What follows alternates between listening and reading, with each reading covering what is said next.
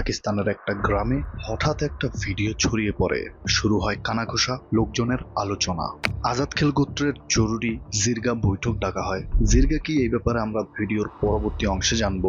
জিরগার নেতা জাভেদ আজাদ খেল সহ বয়স্করা মিলে সিদ্ধান্ত নেয় এই গোত্রের কিছু ছেলে মেয়েরা গোত্রের সম্মান নষ্ট করেছে, তাদেরকে শাস্তিস্বরূপ মৃত্যুদণ্ড দেয়া হবে। জিরগার আদেশ অমান্য করার কোনো সুযোগ নেই এবং যাদেরকে এই শাস্তি দেয়া হচ্ছে তাদের মধ্যে কয়েকজন ছিল মেয়ে এবং কয়েকজন ছিল ছেলে, এবং ছেলে মেয়ে অপ্রাপ্তবয়স্ক বলেই জানা যায়। যেহেতু জিরগার নির্দেশে তাদের মৃত্যুদণ্ডের আদেশ দেওয়া হয়েছে, মেয়েদেরকে তাদের পরিবারের লোকজন ধরে নিয়ে যায় এবং তাদের উপর চলতে থাকে নির্মম অত্যাচার।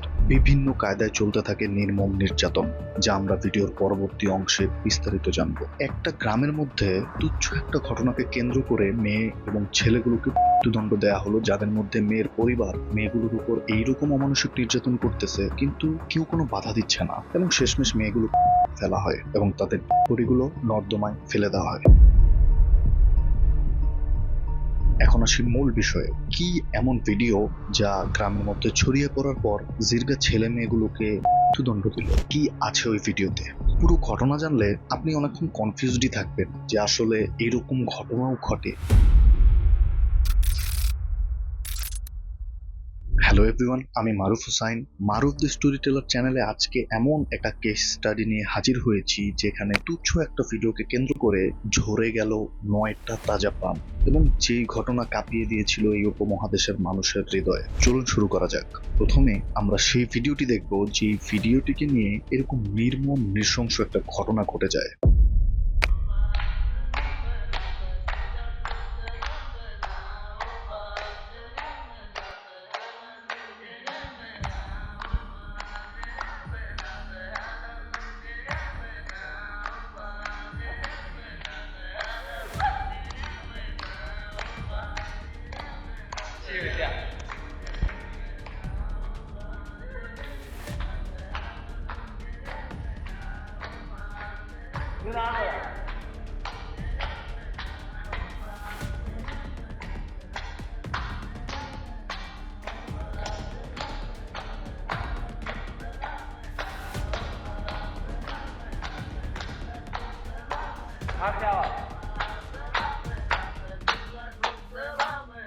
আপনারা যে ফুটেজটা দেখলেন, 2010-11 সালের ঘটনা। পাকিস্তানের পালাস ভ্যালি, কোহিস্তান জেলা।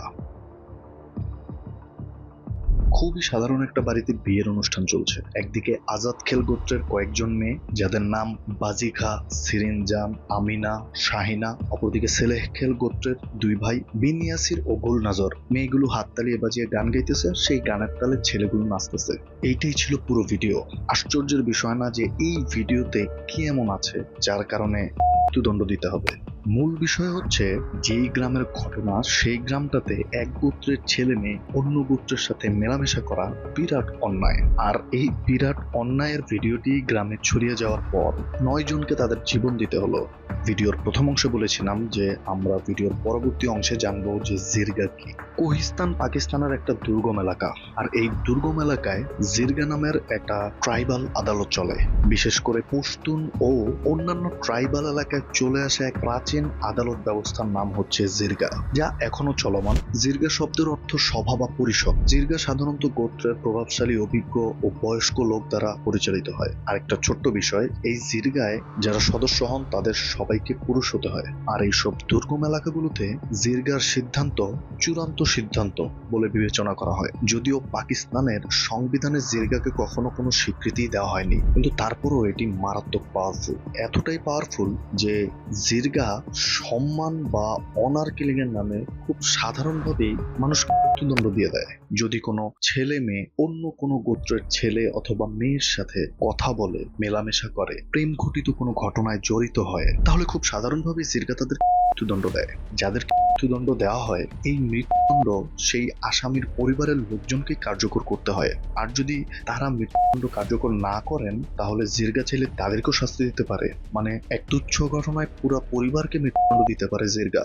এত বেশি পাওয়ারফুল। এখন প্রশ্ন আসে, জিরগা আসলে কেন এত বেশি শক্তিশালী? উত্তর খুবই সহজ। সরকারি পুলিশ প্রশাসন এইসব দুর্গম এলাকায় খুব কম পৌঁছায়। এইসব এলাকার বসতিদের জন্য আইন আদালত এক আজব বিষয়। তারা যুগের পর যুগ বংশ পরম্পরায় এই জিরগার সিদ্ধান্তের উপরই নির্ভরশীল। আর জিরগার সিদ্ধান্ত এতটাই মূল্যায়ন করা হয় যে পুলিশ প্রশাসনও জিরগার সিদ্ধান্তের বাইরে কোনো কথা বলতে সাহস করে না। যার কারণে এইসব ট্রাইবাল এলাকার নিজেদের মধ্যেকার ঘটে যাওয়া ঘটনাগুলোর ব্যাপারে পুলিশ প্রশাসন তেমন ভাবে হস্তক্ষেপ করে না। যেখানে পুলিশ প্রশাসন তাদের সিদ্ধান্তের বাইরে যেতে পারে না, সেখানে সাধারণ মানুষের তাদের বিরুদ্ধে আওয়াজ তোলা তো বুঝতেই পারতেছেন। কিন্তু এখানে একটা টুইস্ট আছে। এই পুরো ঘটনায় জিরগার এই সিদ্ধান্তের ব্যাপারে একমাত্র ব্যক্তি যিনি আওয়াজ তুলেছিলেন এবং বিরোধ করেছিলেন, সেই মানুষটার নাম হচ্ছে আফজাল কোহিস্তানি।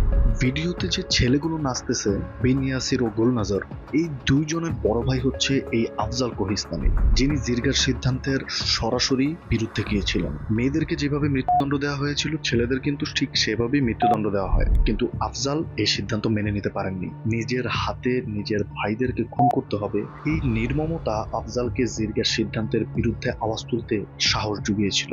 আফজাল বিরোধিতা করলেন, জিরগার সিদ্ধান্ত মানবেন না বলে সাফ জানিয়ে দিলেন।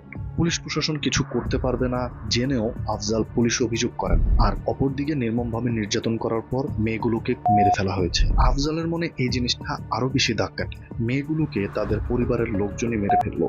এই জিনিসটা আফজাল কোহিস্তানিকে নাড়িয়ে দিয়েছিল ভিতর থেকে। আফজাল ভাবতে শুরু করলেন, জিরগার এই নির্মমতা, নৃশংসতা কতদিন চলবে? কত মানুষ এই জিরগার এরকম তুচ্ছ ঘটনাকে কেন্দ্র করে নির্মম হত্যার শিকার হবেন?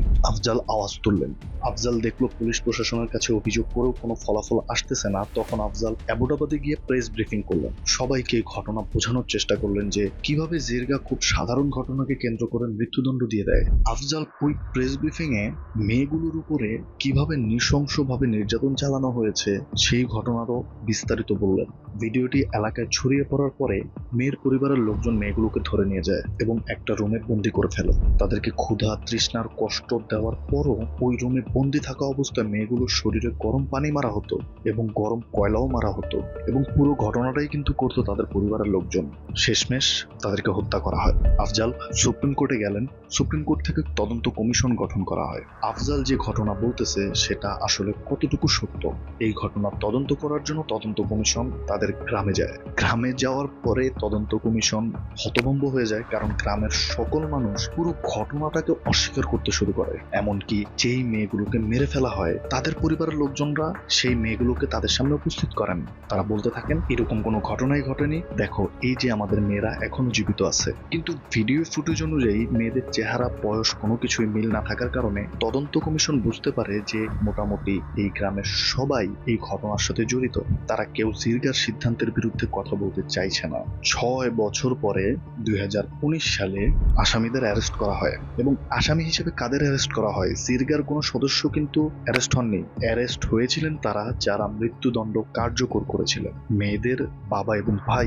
জিরগা কিন্তু এখনো ধরাছোঁয়ার বাইরেই রয়ে গেল। কিন্তু আসামিরা 4 বছরের মতো জেল খাটার পরে উচ্চ আদালতে আপিল করার পর খালাস পেয়ে যান, কারণ অনেক সাক্ষী জিরগার বিরুদ্ধে সাক্ষী দিতে সাহস করতে পারেননি। তারা আবেগের বশবর্তী হয়ে আদালত পর্যন্ত গিয়েছেন ঠিকই, আসল ঘটনা স্বীকারই করেননি। আর এইদিকে ডেড বডি পাওয়া যায়নি, যার কারণে ফরেনসিক, ডিএনএ, পোস্টমর্টেম এই সব বিষয়গুলোতে ত্রুটি ছিল, এবং উচ্চ আদালতে আসামি পক্ষ প্রমাণ করে ফেলে যে নিম্ন আদালতে সঠিক প্রক্রিয়া অনুসরণই করা হয়নি, যার ফলে বেনিফিটস অফ ডাউটসে আসামিরা খালাস পেয়ে যান। আফজালের ভাইদেরকে হত্যা করা হয়, তাদের বাড়িঘরে আগুন দিয়ে দেওয়া হয়। তারপরও আফজাল থেমে যাননি। আফজাল হয়তো কোনো একটা আশা নিয়ে তার বিচার চাওয়ার এবং বিচার পাওয়ার আন্দোলনটা চালিয়ে যাচ্ছিলেন।